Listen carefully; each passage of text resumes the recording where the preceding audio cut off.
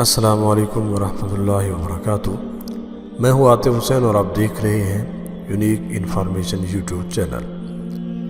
ایک اطالوی لڑکی کی کہانی۔ یہ دلچسپ واقعہ اٹلی کی مشہور ہیروئن مارسیلا انجلو کا ہے، جو اب الحمدللہ فاطمہ عبداللہ ہو چکی ہے۔ ہم یہ واقعہ انہی کی زبانی بیان کر رہے ہیں۔ فاطمہ عبداللہ بتاتی ہے، میں ایک متعصب عیسائی خاندان میں پیدا ہوئی۔ میرا تعلق اٹلی سے ہے۔ میرا بچپن جنیوا میں گزرا۔ بعد میں ہم لوگ روم منتقل ہو گئے۔ یہاں میں نے آرٹس اکیڈمی میں داخلہ لے لیا۔ میں اپنی خوبصورتی کی وجہ سے ہمیشہ لوگوں کی توجہ کا مرکز بنی رہتی تھی۔ پڑھائی کے ساتھ ساتھ ہی میں نے ماڈلنگ بھی کرنی شروع کر دی تھی۔ روم کے سبھی فیشن شوز میں مجھے بلایا جاتا تھا۔ ان شوز میں شرکت سے میری شہرت میں دن بدن اضافہ ہوتا رہا اور مجھے فلموں میں بھی کام ملنے لگا۔ میرے لیے شہرت اور دولت کے دروازے کھل گئے۔ آرٹس اکیڈمی سے اپنی تعلیم مکمل کرنے کے بعد میری خواہش اطالوی سینما پر چھانا تھا۔ اٹلی کے مشہور پروڈیوسر بیٹرو جرائس نے مجھے اپنی فلم کے لیے ہیروئن منتخب کر لیا۔ اس فلم کو زبردست کامیابی حاصل ہوئی اور پھر میں کامیابیوں پر کامیابیاں حاصل کرتی گئی۔ دوسری عالمی جنگ پر بننے والی فلم کی شوٹنگ کے لیے مجھے اپنی یونٹ کے ساتھ مصر کے ایک معروف شہر مرسی مطروح جانا ہوا۔ وہ سفر میرے لیے روشنی کا سفر ثابت ہوا اور میری زندگی کا رخ ہی پلٹ گیا۔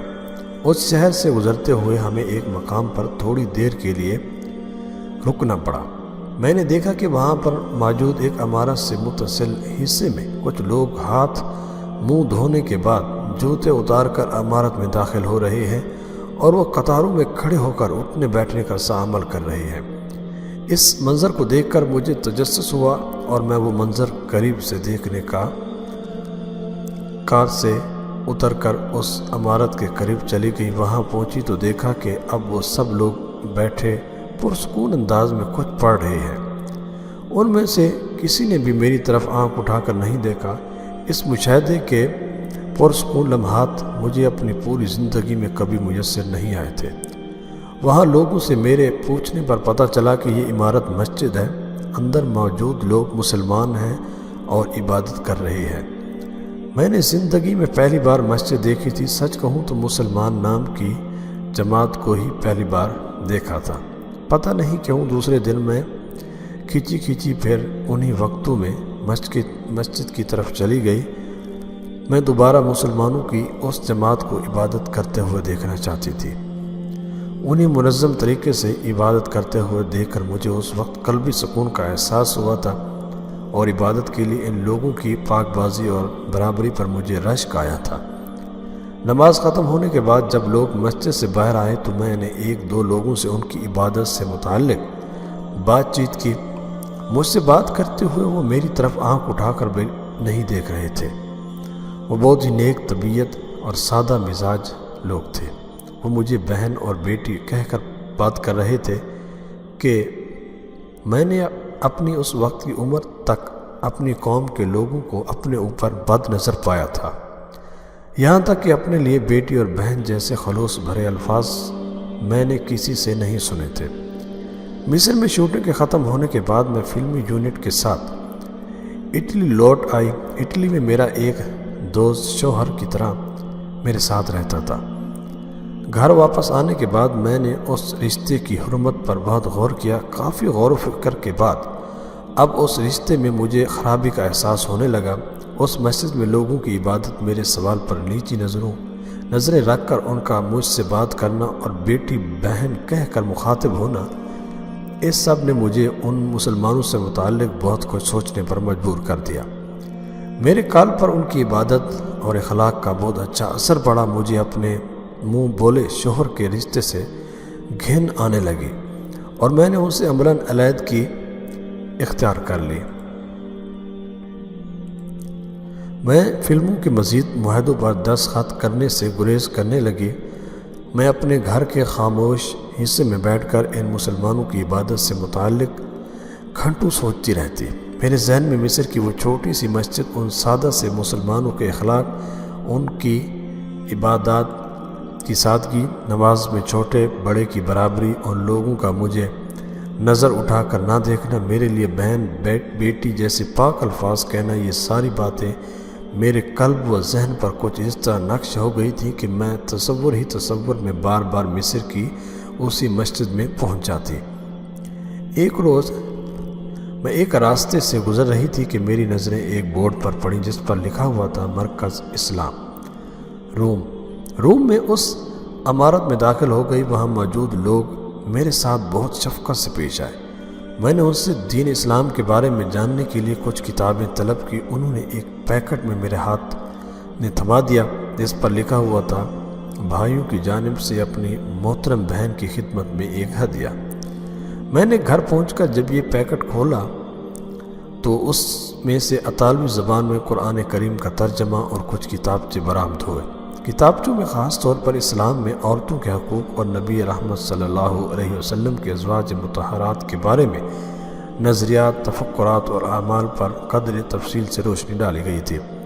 میں ان کتابچوں کا گھنٹوں مطالعہ کرتی رہی اور یہ مطالعہ ہر بار نور اور ہدایت کا ایک نیا باب روشن کرتا رہا۔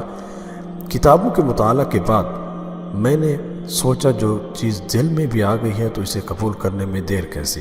یہ سوچ کر میں اسلامی مرکز پہنچی اور انتظامیہ سے اسلام قبول کرنے کی اپنی خواہش کا اظہار کیا۔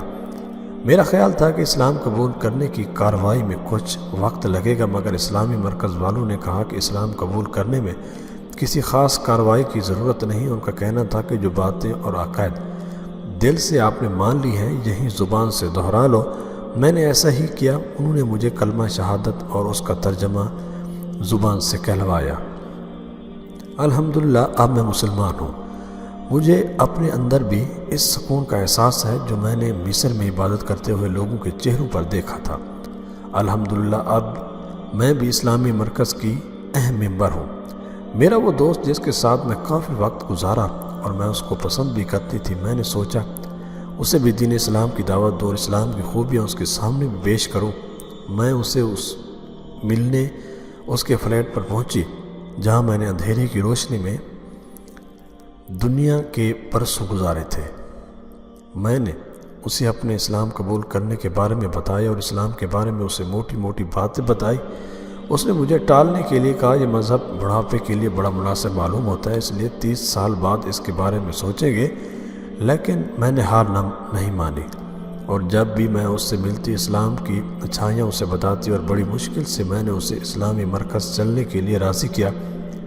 مرکز والوں کی تبلیغ اسلام سے وہ بہت متاثر ہوا۔ اس نے کہا کہ یہاں آ کر مجھے پتہ چلا کہ رسول اللہ صلی اللہ علیہ وسلم پوری انسانیت کی فلاح کی بات کرتے تھے، جبکہ اب تک میں یہی سوچتا تھا کہ اسلام قتل و غارت گیری کی ترغیب دینے والا مذہب ہے، اور اگر میں نے اسلام قبول کیا تو مسلمانوں کی طرف سے چند عیسائیوں کو قتل کرنے کا مطالبہ ضرور کیا جائے گا۔ یہ کہہ کر وہ ہنسنے لگا۔ کچھ دن بعد میرے دوست نے بھی اسلام قبول کر لیا۔ مرکز کے لوگوں نے اس کا نام عبداللہ رکھا۔ وہ میرے ساتھ پابندی سے دینی تعلیم کے لیے مرکز چلنے لگا۔ مرکز کے ایک ساتھی نے ہم سے کہا کہ تم دونوں ایک دوسرے کو پسند کرتے ہو، شادی کیوں نہیں کر لیتے؟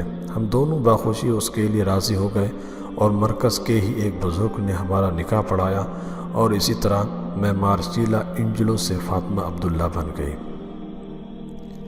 اب ہم دونوں اسلامی مرکز کے مبصر ہیں اور معاشرے میں دین اسلام کے متعلق پھیلی غلط فہمیاں دور کرنے اور دین اسلام کی تبلیغ کا کام کر رہے ہیں۔ میری یہ ویڈیوز اگر آپ کو پسند آئی ہیں تو میرے چینل کو ضرور سبسکرائب کیجیے۔ اللہ نگہبان۔